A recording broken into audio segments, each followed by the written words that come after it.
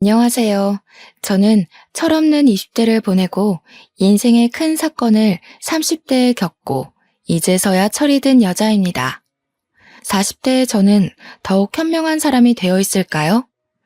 30대 중반을 넘어서는 지금 몇 개월 전 말도 안 되는 일을 겪고 우라가 터져 화병까지 걸리는 줄 알았습니다. 어딘가에 속 시원하게 이야기를 하고 싶어도 제 얼굴에 침 뱉는 꼴 같아서 꽁꽁 숨겨왔습니다. 제가 이렇게 남자 보는 눈이 개똥 같은 애인지 상상도 못했었는데 이런 일을 겪고 나니까 알게 되더라고요. 그럼 지금부터 제가 어디에도 말하지 못한 저의 파혼 이야기를 시작해 보도록 하겠습니다. 저희 부모님은 말이죠. 정말 투자의 신이라고 할 정도로 대단하신 분들이십니다. 아니, 사실은 투자의 신이라고 하긴 좀 그렇고 땅 보는 눈이 유별나게 좋다고나 할까요? 운이 좋은 건가? 아무튼 젊은 시절부터 부동산에 관심이 많았다고 하셨어요. 신림동 땅값이 정말 저렴했던 시절 그곳에 땅을 여러 군데 봐두셨고 돈이 생기면서 조금씩 땅을 사서 모으셨다고 했습니다. 그 당시에 신림동은 뭐 상권도 정말 아무것도 없었고 다세대 주택들만 즐비하고 도로 상황도 별로였다고 했습니다. 산동네 같은 느낌이 물씬 들 정도로 오밀조밀하게 지어진 집들 때문에 불편함도 많았다고 했어요. 지금은 큰 상가도 들어오고 화려한 도시로 변했지만 그 당시에는 정말 아무것도 없었대요. 그런 땅을 조금씩 모으다 보니 꽤 많은 터를 가지게 되신 것이죠. 그 터를 사설 주차장처럼 돈 받고 월 주차 위주로 운영하시다가 어머니께서 몸이 아프셔서 고생하기 시작할 때쯤 아버지께서 생각을 바꾸셨습니다. 어머니의 병간호를 위해 다니시던 회사를 그만두시고 어머니 옆을 지키시면서 간병을 시작하셨어요. 아버지께서 고생하는 모습을 보면서도 저는 대학에 다니던 시절이라 학교 생활이 바빠 아버지를 제대로 도와드리지 못했네요. 제가 다니던 학교가 관악산을 끼고 있는 국립대여서 정말 한눈 잠깐 팔면 성적이 와르르 무너지기 쉬웠거든요. 워낙 같은 학교 다니는 친구들이 공부를 잘해서요. 아버지께서 간병을 시작하신 이후에 퇴직금을 받으신 것도 있고 그동안 악착같이 모아두신 여유자금도 있긴 했지만 병원비라는 게 돈을 까먹기만 하는 거니까 아버지께서 약간의 위기감을 느끼셨던 것 같아요. 주차장으로 사용하던 터를 모조리 계산해 보니 건물을 올리기에 충분하다고 생각하셨던 것 같습니다. 아버지께서 대출을 받아 신림동 땅에 건물을 지으셨어요. 저는 너무 무리하시는 거 아니냐고 했는데 아버지께서는 일종의 투자이니 걱정하지 말라고 하셨습니다. 그쪽이 학교가 있고 또 고시촌으로 유명하다 보니까 원룸 장사가 잘 될 거라는 이유에서 시작하신 일이었어요. 건물을 거리상으로 떨어진 터에 두 채를 지으셨는데 하나는 원룸만 있는 6층까지 건물이고 하나는 투룸과 원룸이 같이 있는 빌라 형식의 건물이었습니다. 거기다가 딸 하나뿐인 아버지는 원룸을 아예 여성 전용 건물로 못 박으셨어요. 보안도 철저하게 감시하셨고 CCTV도 다른 건물들에 비해 3배 이상 많이 달아두셨습니다. 그러다 보니 여학생들에게 인기가 좋았고 원룸을 세놓자마자 언제 공실이 생기는지 문의도 많이 들어왔습니다. 저도 대학을 졸업하자마자 구로에 있는 IT 전문 업체에 취직을 하게 되면서 아버지의 투룸 빌라 형식 건물에 입주를 하게 되었습니다. 그 꼭대기층은 다른 층보다 훨씬 넓은 투룸이었는데 언젠가 저를 위해 주고 싶으셨다고 하셨어요.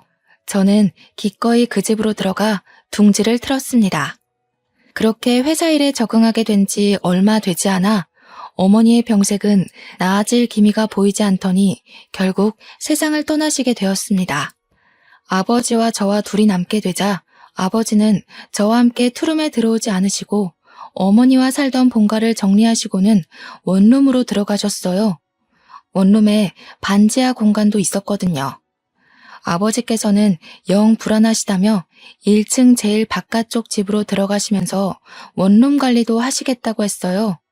거기다가 다 큰 딸이랑 둘이 살면 딸이 불편할 것 같다는 이유도 한몫했습니다. 저는 괜찮다고 아버지 혼자 외롭게 사시는 것보다 같이 부대끼며 사는 게 좋지 않겠냐고 했지만 아버지는 끝내 거절하셨습니다. 혹시 남자친구라도 생기면 혼자 사는 게 편하지 않겠냐고 허허 웃으시더라고요. 저는 은근 민망했지만 오죽하면 저렇게까지 거절하실까 싶어서 혼자 살겠다고 했죠. 아버지는 건물 1층으로 들어가 원룸을 전체적으로 관리를 하셨어요. 경비도 서시고 세입자들이 불편하지 않게 일일이 수리도 해주시면서 바쁘게 사셨습니다. 원룸촌 특성상 대학생들이 많이 살고 있었거든요. 거기다가 여성 전용으로 운영을 하다 보니 아버지께서 은근히 손보실 때가 많더라고요. 예를 들면 전구도 갈아 끼워주시고 수도관이 막혔다고 하면 기계를 이용해서 뚫어주시기도 하고요. 세입자들에게는 두 번째 아빠가 생긴 기분이 들게 해주고 싶다면서 굳은 일도 마다하지 않고 시간에 상관없이 세입자들을 도와주셨습니다. 가끔가다 지하철역에서 원룸까지 오는 길이 골목길이라 위험하다며 밤에는 손수 지하철역으로 마중도 나가주셨어요. 그러니 세입자들과도 관계가 좋게 유지가 되었고 대학을 졸업할 때까지 저희 원룸에서 나가지 않는 사람들도 있었습니다. 다른 원룸보다 건물도 신식이고 보안도 잘 되다 보니 월세가 비싸긴 했지만 그래도 공실 하나 없을 정도로 유명한 원룸이었어요. 오죽하면 신입생 중에 여학생이 집을 구한다 하면 공인중개사분들이 아버지께 공실 없냐고 따로 연락이 올 정도였습니다. 아버지는 차곡차곡 월세를 모아 대출금을 다 갚아내셨고 나머지 짜투리 땅에 원룸을 더 지어 올릴까 고민을 하셨습니다. 아버지의 원룸이 얼마나 친절하고 좋다고 소문이 났으면 다른 분들도 아버지에게 원룸을 더 늘리라고 하셨을까요? 혼자 사는 여학생들이 꼭 딸같이 느껴진다면서 아버지는 그들에게 온갖 정성을 다 쏟아부으셨습니다. 크리스마스 시즌이 되면 각 집마다 케이크를 돌리고 방학 중에는 월세를 조금 깎아주시기도 했어요. 다들 본가에 내려가 집이 비어 있으니까 월세를 다 받기가 좀 그렇다는 이유에서요. 입주해 있는 세입자들도 우리 아버지에게 아빠 하면서 살갑게 굴고 세입자들의 부모님들도 우리 아버지께 참 잘하셨습니다. 그래도 원룸 특성상 건물에 35가구 정도가 들어올 수 있었는데 그들이 모두 잘한다는 건 그만큼 아버지의 노력이 있었기 때문 아닐까요? 제가 너무 아버지 자랑을 늘어놓았죠. 하고 싶은 이야기는 이게 아니었는데. 아무튼 저는 자랑스러운 우리 아버지의 자랑을 하염없이 늘어놓을 수 있을 정도로 아버지를 사랑합니다. 다른 집은 아버지와 딸 사이가 서먹하다고 했지만 병을 오래 앓으셨던 어머니 덕에 아버지와 저는 끈끈함이 남달랐어요. 그렇게 세월이 흘러 제 나이 32살쯤 사건의 전조가 일어나기 시작했습니다. 저는 그때 회사에서 대리를 달고 열심히 업무를 보고 있었을 시기였어요. IT 기업의 특성상 하루 종일 컴퓨터만 들여다보고 잘못된 소스를 찾아내야 하는 직업이었기에 피로도가 정말 남달랐습니다. 돈은 그만큼 많이 만질 수 있지만 건강을 꽤 해치는 직업이라고도 할 수 있었죠. 무료한 일상에 빠져들어 하루 종일 컴퓨터만 들여다보고 책으로 공부를 하고 쉴 틈 없이 지내고 있었어요. 그런데 저의 대학 동창이 뜬금없이 연락이 와서는 소개팅 한 번만 할 생각이 없냐고 묻더라고요. 저는 당연히 거절했습니다.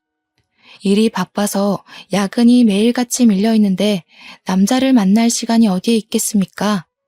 거기다가 하루빨리 과장을 달고 싶은 마음에 누구보다 열심히 일을 하고 있었는데 연애할 생각도 전혀 없었고요. 그래서 대학 동창에게 정중하게 거절을 했는데 이 인간이 저를 붙잡고 계속 늘어지는 겁니다. 너무너무 괜찮은 사람이라고 남주긴 아까운데 저라서 꼭 소개를 해주고 싶다고 했습니다. 우연히 같이 술자리를 했는데 메신저에 있는 제 사진을 보고 소개를 받고 싶다고 몇 날 며칠을 졸라댔대요. 자기도 피곤하다면서 한 번만 만나달라고 애걸복걸을 하는데 도무지 그냥 넘어갈 수가 없었습니다. 왜냐하면 그 동기가 대학 시절에 조별 과제를 하면서 저를 도와준 적이 한두 번이 아니었거든요. 계속 부탁을 하니까 저도 거절할 핑계도 없고 그래서 한 번만 만나보겠다고 했습니다. 소개팅을 하기로 한 남자는 S기업에 다니고 있다고 했어요. 그 회사가 엄청난 대기업이잖아요. 저는 전문 기업으로 빠지느라 대기업 산하에 있는 회사였거든요. 물론 소속으로 따지면 저도 대기업이긴 했지만 본사 직원과는 또 다른 느낌이긴 하죠. 너무너무 괜찮은 사람이라는 말도 있었고 승진도 탄탄대로라며 미래를 생각하면 이런 남자를 만나야 한다고 동기가 침이 마르도록 칭찬을 하더라고요. 저도 속물은 속물인지라 혹하긴 했어요. 한 번만 만나보고 별로면 두 번은 안 만난다고 못을 받고는 소개팅 자리에 나갔습니다. 첫인상은 그냥 평범 그 자체였어요. 우리 회사에서도 꽤 볼 수 있는 외모였습니다. 정말 평범함 그 자체요. 단지 회사 사람들처럼 배불뚝이는 아니었다는 게 단 한 가지의 위안이 되었으니까요. 그 나이에 앉아서 운동도 안 하고 술만 먹어서 배 나온 사람이 얼마나 많은지 다들 아시죠? 배는 없다는 사실이 안도감을 준다는 것에 웃음이 비죽 나올 뻔했지만 갈무리하고 밥을 먹었습니다.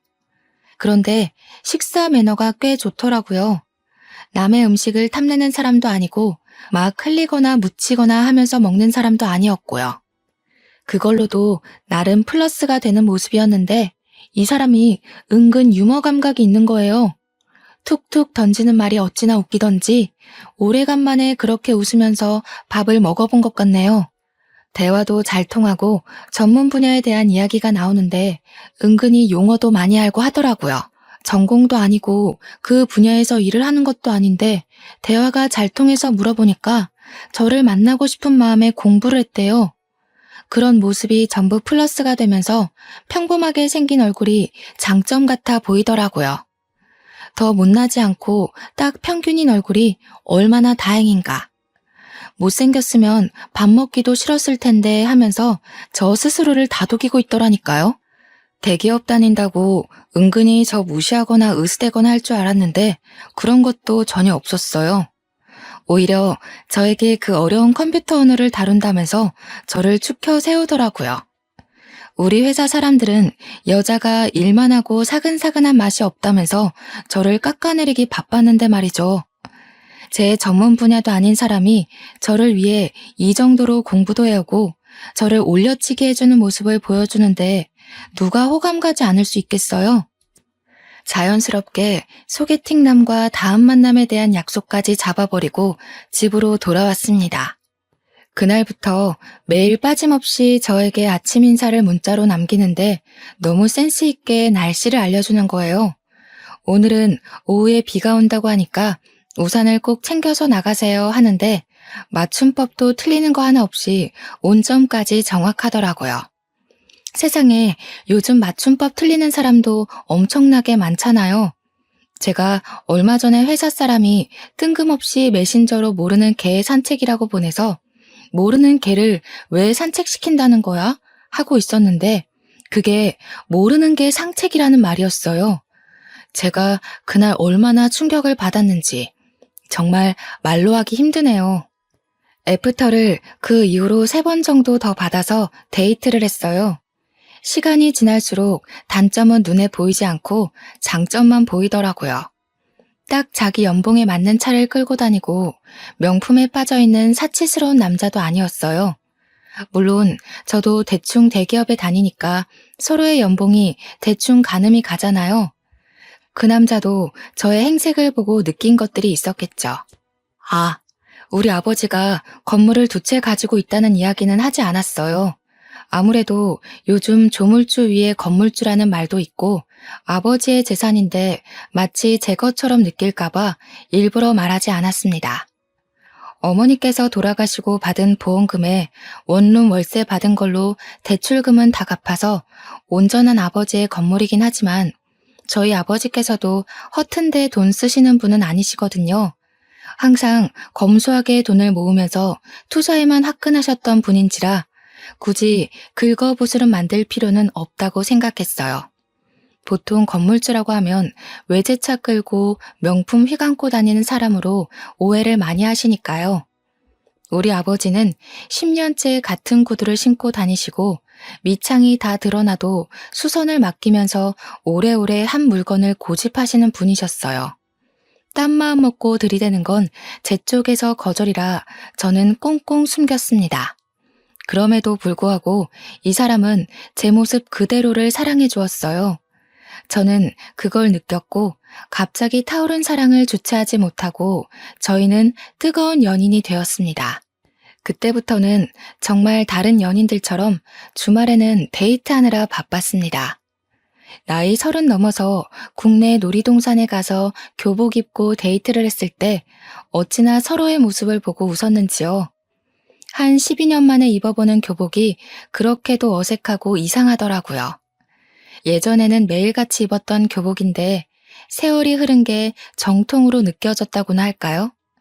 그렇게 데이트를 하면서 서로 가족에 대한 이야기도 하고 저희 어머니께서 돌아가신 이야기도 털어놓았습니다.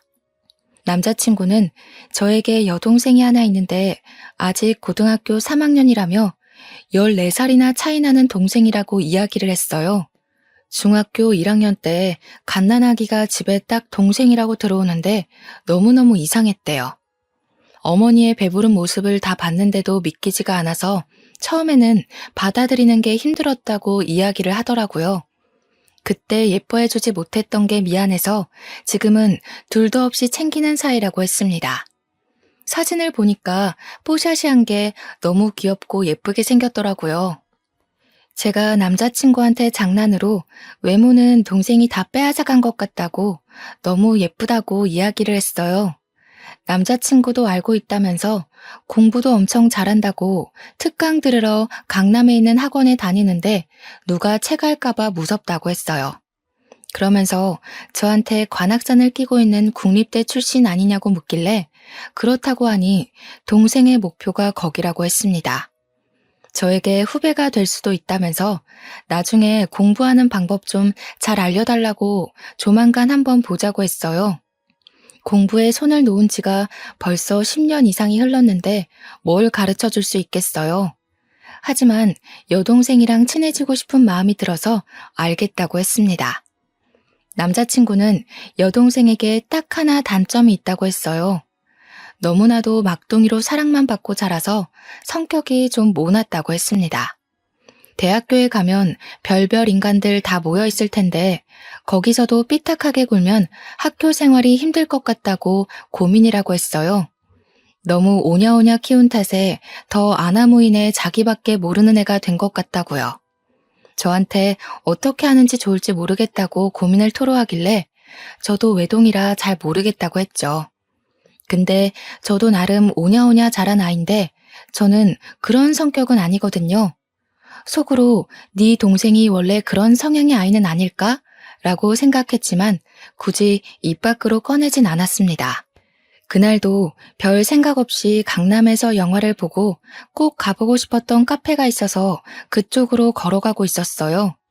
남자친구가 동생에게 연락이 왔다면서 지금 학원이 끝났다는데 같이 카페에 갈까? 하고 물어보더라고요.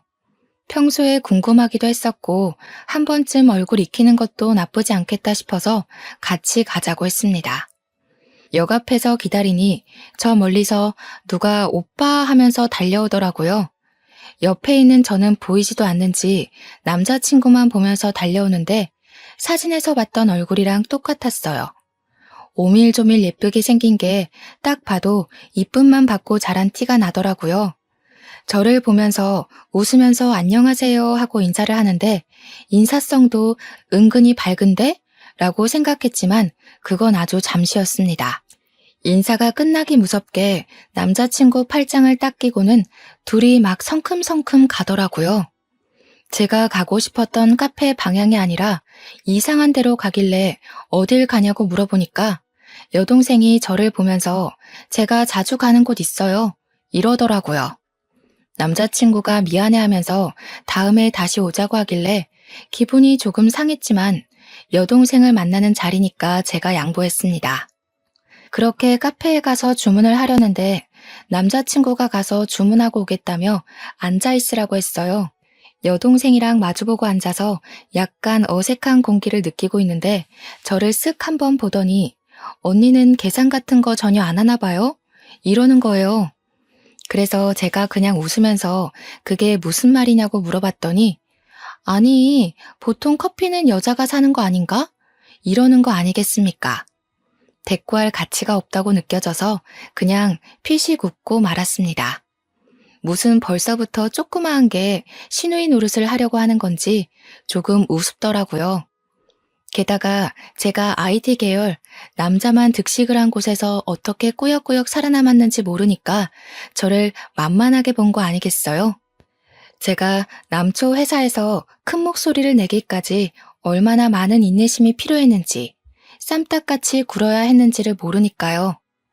남자친구가 커피를 가지고 돌아오고 나서는 여동생이 한참을 저를 빤히 쳐다보다가 입을 열더라고요.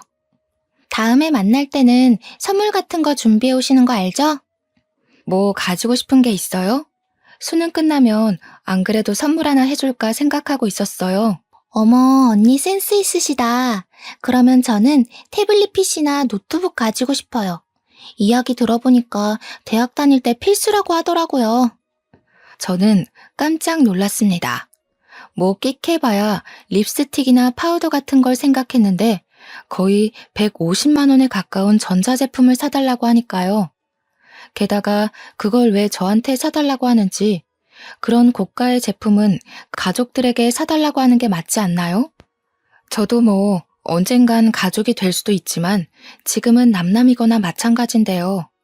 결혼식장 들어갈 때까지 사람 일은 모르는 거라고 하잖아요. 어이가 없어서 그냥 빤히 바라보고 있는데 남자친구가 이리저리 눈치를 보더라고요. 언니, 제가 우리 집 정말 막둥이라서 정말 예쁨 받으면서 자랐거든요. 제가 언니 싫다고 하면 우리 오빠랑 결혼 못할걸요? 그 이야기를 하자마자 남자친구가 여동생에게 조금 큰 소리를 냈어요. 왜 그런 말도 안 되는 소리를 하냐고 선 넘는 거라고 하면서요. 노트북은 자기가 사줄 테니까 저한테 그런 거 요구하지 말라고 딱 잘라서 이야기하니까 입을 삐죽 내밀더라고요. 신우될 사람한테 그런 거 하나 못 해줘? 이러면서 끝까지 물고 늘어지는데 제가 그냥 남자친구 손을 꼭 잡으면서 말렸습니다. 나중에 저한테 커피 주문하고 받아오는 사이에 다른 이야기 한 건 없냐고 이야기하길래 그냥 없다고 했어요. 맘 같아서는 네 오빠랑 결혼할지 안 할지도 모르잖아? 라고 하고 싶었지만 남자친구가 상처받을까봐 말을 못 하겠더라고요. 별말 안 했다고 걱정할 만한 일은 없었다고 잘 마무리한 뒤에 집으로 돌아왔습니다. 맥주 한 캔을 마시면서 다시 곱씹어 생각해봐도 조그마한 게 아주 기어오르는 꼴이 짜증이 났어요. 다음에 만나게 되면 제대로 한 방 먹여줘야겠다 하는 생각만 했습니다. 그렇게 남자친구랑은 불같은 사랑을 이어가고 있을 무렵 날이 점점 추워지더니 뉴스에서 수능날 최강 한파가 몰아닥칠 예정이라고 하더라고요. 그제야 달력을 보니 11월 중순이었어요. 12년을 수능만 보고 달려왔었는데 회사에 취직하고 삶이 바빠 그 시절 기억은 몽땅 사라진 건지 수능날이 언제인지도 모르고 살고 있었더라고요. 남자친구의 여동생이 수능을 보겠구나 싶어서 남자친구를 통해 초콜릿이랑 엿이랑 마카롱 같은 간식을 들려 보냈습니다. 아직 결혼 이야기도 없는 상태여서 그 정도가 저에게는 최선이라고 생각했기 때문이었어요. 잘 전해줬냐고 물어보니까 남자친구가 저에게 여동생이 너무 고맙다고 했다면서 저에게 직접 감사 인사를 하고 싶다고 했대요. 휴대폰 번호를 알려줘도 괜찮겠냐고 물어보길래 그냥 알겠다고 했습니다. 제가 거기서 싫은데? 라고 해봐야 저만 이상한 사람이 될 것 같았거든요. 한 30분 있다가 모르는 번호로 문자가 하나 딱 들어왔는데 내용이 아주 가관이었어요. 선물은 감사한데요. 저 이런 거 잘 안 먹어서요. 크리스마스 겸 대학 입학 선물로는 태블릿 PC로 부탁드릴게요. 그 문자를 받자마자 기가 찼습니다. 저한테 무슨 입학 선물 맡겨놓은 사람처럼 구니까요. 거기다가 아무리 성적이 좋다고 해도 원하는 대학에 입학을 못하게 될 수도 있고 재수를 하게 될 수도 있잖아요. 너무 당당한 꼴에 배알이 꼴려서 남자친구한테 그대로 이야기를 했죠. 나 딱 한 번 봐놓고는 태블릿 PC 맡겨놓은 사람처럼 계속 사달라고 이야기하는데 내가 사줘야 하는 게 맞냐고요. 물론 제 월급으로 그거 하나 못해줄 형편은 아니죠. 그래도 사람이 괘씸하잖아요. 제가 진심으로 축하해서 사주는 거랑 맡겨둔 거 찾아가는 마냥 도둑놈처럼 내놓으라는 심보가 다르니까요. 그랬더니 남자친구가 상상도 못했던 일이었는지 무척 당황해하면서 자기가 알아서 하겠다고 했어요. 그러면서 저에게 여동생에게 바로 문자가 와서는 심통을 부리는 거예요.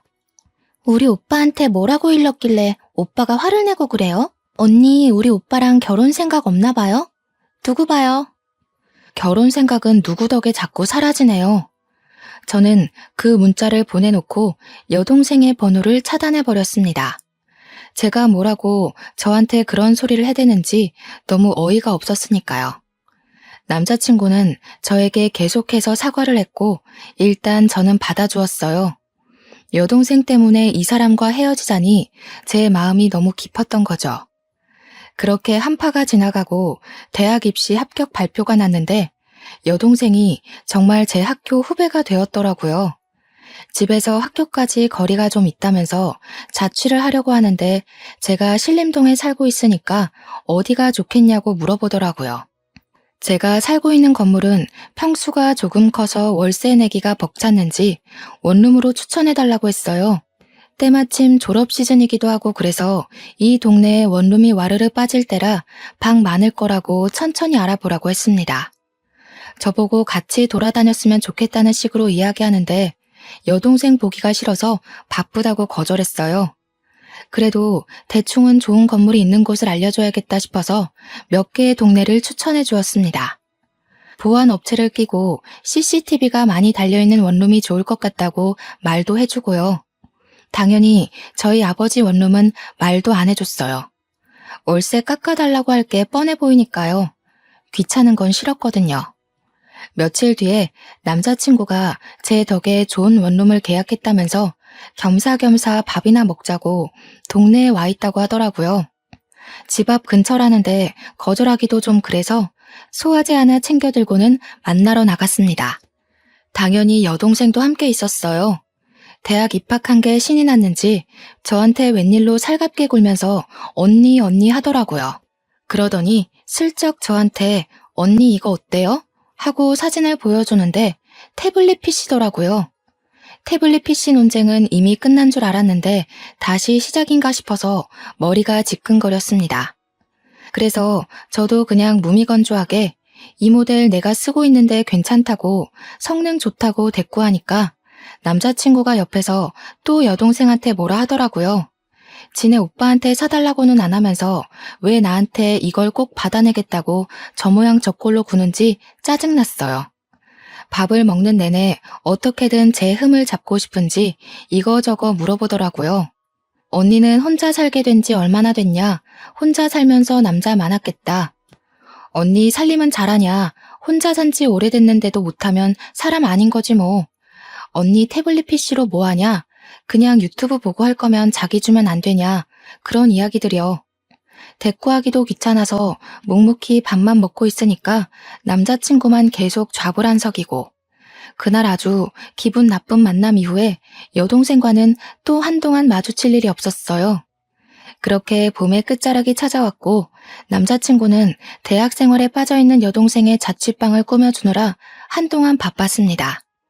그런 와중에 저희가 만난 지 1년이 넘었으니까 남자친구네 부모님께서 저를 보고 싶어 한다면서 은근히 운을 뗐어요. 서로 경제 능력도 되고 집 구하는 것도 문제가 되지 않으니 결혼 이야기를 할 때가 됐다고 생각한 거겠죠. 그래서 저도 알겠다고 하고 오랜만에 아버지를 만나러 갔습니다.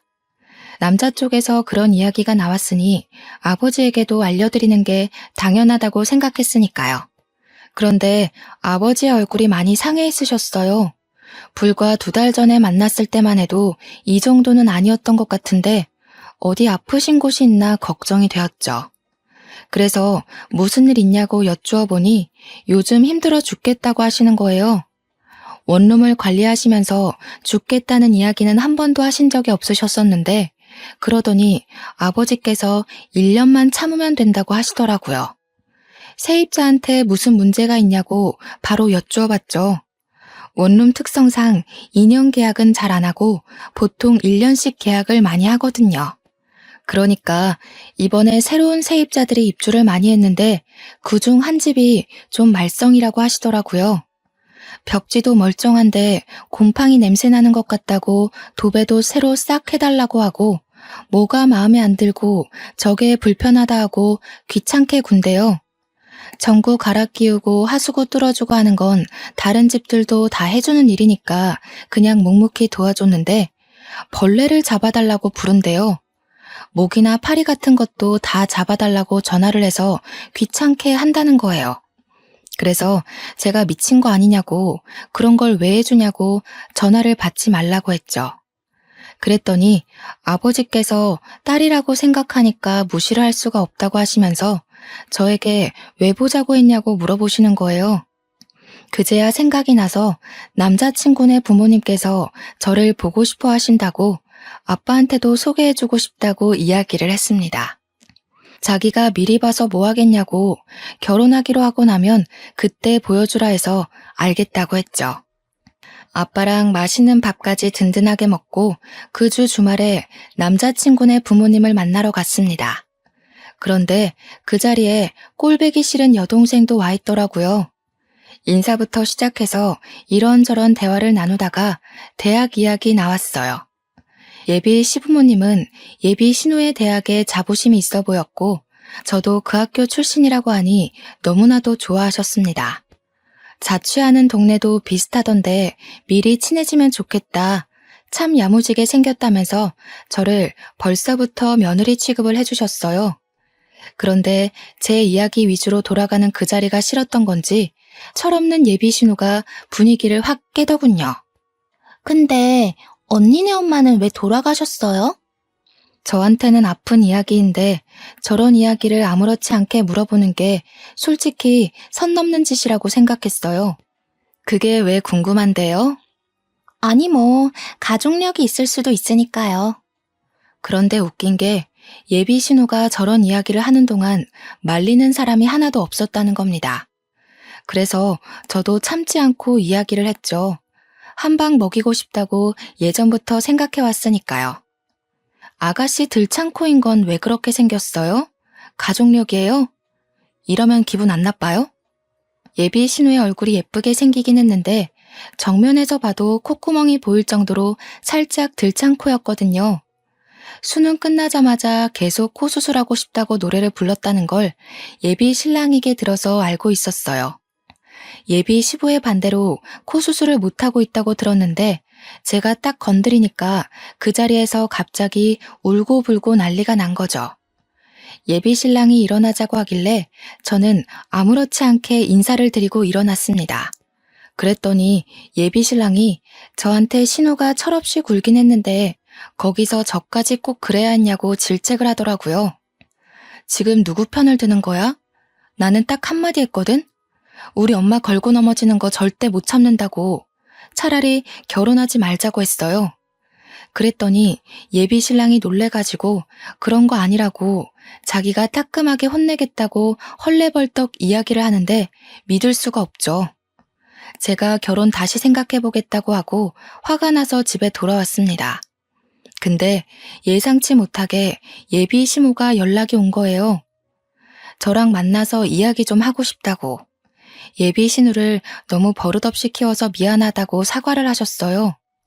예비 신랑의 이야기를 들어보니까 똑 부러지고 야무진 친구던데 꼭 며느리 삼고 싶다고 생각했다면서 결혼에 대해 다시 생각하겠다는 거 빈말이길 바란다고요. 그래서 저는 솔직하게 이야기를 했습니다. 우리 어머니에 대한 이야기를 그런 식으로 소비하는 거 싫다고요. 신우가 직접 와서 저에게 사과를 했으면 좋겠다고 하니까 꼭 그렇게 해주겠대요. 그러더니 진짜 저한테 울며 겨자 먹기로 사과하러 온 거 있죠?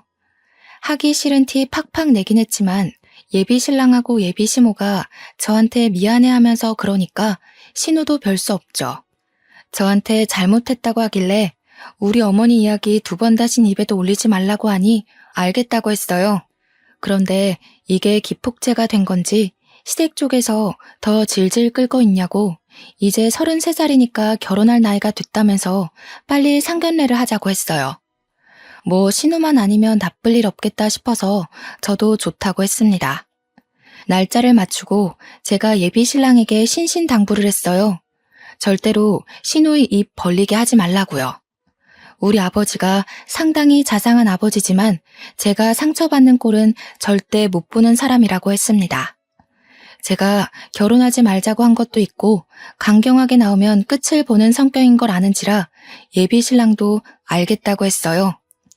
상견례 날짜가 다가오고 예비 신우가 사고만 치지 않으면 아무 일도 없을 거라 생각하고 아버지와 함께 자리에 나갔습니다. 이미 예비 시부모님과 예비 신우까지 전부 다 자리에 도착해 있더라고요. 그래서 안녕하세요 하고 공손하게 인사를 드리고 저희 아버지를 소개해 드렸습니다. 아버지도 처음 뵙겠습니다 하고 인사를 하는데 예비 신우의 얼굴을 보고 딱딱하게 얼굴이 굳어지시는 거예요. 저는 순간 아버지의 얼굴을 보고 무슨 일이 있는 건가 싶어서 깜짝 놀랐죠. 그런데 정말 하늘이 저를 살린 건지 아니면 나락으로 보낸 건지 신우가 픽 웃으면서 이야기를 하는 겁니다. 뭐야, 언니네 아버지가 경비 아저씨였어? 우리 아버지께서 원룸을 관리하고 계시니까 뭐 경비도 하고 수리도 하고 건물주이기도 하니까 틀린 말은 아니잖아요. 그래서 맞는다고 고개를 끄덕이면서 왜 그러시냐, 어떻게 아는 사이냐 하고 물어보았습니다. 근데 순간 시부의 얼굴이 약간 떨떠름하게 변하는 게 아니겠어요? 아무리 경비 인식이 좀 그렇다고 해도 그렇지 대놓고 표정이 바뀌니까 제 속이 확 상하더라고요. 그리고 요즘 경비들도 보안업체에서 전문적으로 채용해서 쓰기 때문에 예전만큼 대우를 험하게 받지도 않고요. 직업에 귀천이 없다지만 순간 너무 짜증이 났습니다. 불난 집에 부채질한다고 신우가 입을 여는데 상상을 초월하는 이야기를 뱉더라고요. 내가 지내는 원룸 경비 아저씨거든. 근데 아저씨, 왜 요즘 저 벌레 안 잡아주세요? 내가 아저씨 때문에 맨날 불안에 떨면서 자야겠어요? 벌레 잡아주는 게 뭐가 어렵다고. 이러는데 순간 이게 무슨 개소린가 싶었습니다. 그 순간 딱 머릿속에 스쳐 지나가는 일이 있는 거예요. 아버지께서 세입자 하나 때문에 너무 힘들다고 1년만 지나면 내보낼 거라고 했던 그 진상 세입자요. 그래서 내가 예비 신우한테 말을 했죠. 아가씨가 우리 아빠 원룸에 산다고요? 아빠 원룸은 무슨 경비 주제에. 언니가 왜 아등바등 돈 아끼면서 사는 줄 알겠다. 그래도 언니네 회사 엄청 대기업 아니에요? 월급도 좀 될 텐데 왜 그러고 살지? 아, 혹시 언니 결혼하고 나서도 친정에 생활비 주고 그래야 돼요? 저한테 입꼬리 살짝 올려가면서 말하는데 주먹이 부들부들 쥐어지더라고요. 예비 신랑도 정확하게 우리 아버지의 직업이 뭔지 몰랐고 당연히 예비 시부모도 모르는 상태였죠. 예비 신우의 말만 듣고 경비라고 생각했는지 상당히 불편해하는 얼굴이었습니다. 우리 아버지도 화가 잔뜩 나신 것 같았지만 제가 결혼하겠다고 데려온 상대니까 이러지도 못하고 저러지도 못하고 화를 참으시면서 저를 쳐다보셨어요. 그런데 저는 그런 생각이 드는 거예요. 내가 왜 참아야 하지? 그럴 필요가 있나? 결혼 안 하면 되지. 야, 너 지금 뭐라고 그랬냐? 좋은 대학 다닌다고 우스대기 전에 개똥 같은 인성이나 좀 고쳐봐. 그러니까 예비 시부모도 놀래고 예비 신랑도 놀래서 저를 막 말리는 게 아니겠어요? 저는 예비 신랑의 팔을 확 뿌리치고는 말리지 말라고 엄포를 놓았습니다. 왜 나를 말려? 내 성질 막 돋우는데 나도 할 말은 하고 살아야지. 너 지금 우리 아빠한테 뭐가 어쩌고 어째? 예의는 밥 말아먹었나. 아빠, 나 이 결혼 안 할 거야. 저 계집애 때문에 못하겠어. 그러니까 아버지가 듣던 중 반가운 소리라는 듯 벌떡 일어나셔서 제 손을 잡고 나가자고 하시더라고요. 그런데 이대로 가면 너무 싱겁고 재미없잖아요. 그래서 한마디 더 했죠. 그냥은 내가 또 못 가지. 너 짐 빼. 내가 보증금 바로 돌려줄 테니까 짐 빼. 언니가 뭔데 나보고 짐을 빼라 말아야. 언니가 무슨 건물주라도 돼? 사태 파악이 안 되는지 저를 보고 강짜를 놓더라고요. 예비 신랑도 예비 시부모도 모두 이게 다 무슨 일인가 싶어서 눈치만 보고 있고요. 그때 저희 아버지께서 딱 나서서 이야기를 해주셨어요. 그래요, 아가씨. 내가 거기 건물주네. 내가 그 건물 관리도 하고 주인이기도 하고 세입자들 안전을 위해 경비도 서고는 한다네. 그러자 그쪽 가족들의 얼굴이 확 굳어지더라고요. 경비인 줄 알고 우습게 여겼는데 건물주라고 하니까요.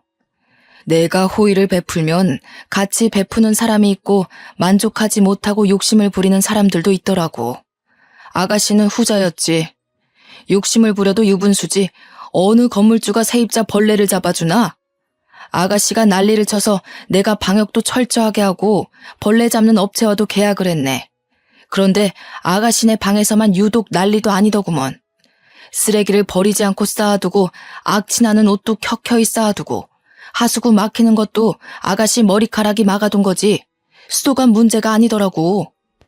예비 신호의 생활이 문제라고 이야기하니 시댁 식구들의 얼굴이 모두 새빨갛게 변했습니다. 하지만 아버지의 말은 여기서 끝나지 않았죠. 예비 시부모의 얼굴을 딱 노려보시면서 정확하게 이야기를 하셨어요. 도대체 딸 자식의 교육을 어떻게 시킨 건지 더러워서 우리 건물에 데리고 있을 수가 없겠습니다. 보증금은 내일 당장 보내줄 테니 일주일 이내로 짐을 빼세요. 아니, 우리의 학기 중간인데 그러시면 어떡합니까? 계약 기간이라는 게 있는데 계약 기간이고 나발이고 층간소음으로 아랫집에서 항의 들어오는 것도 난리입니다.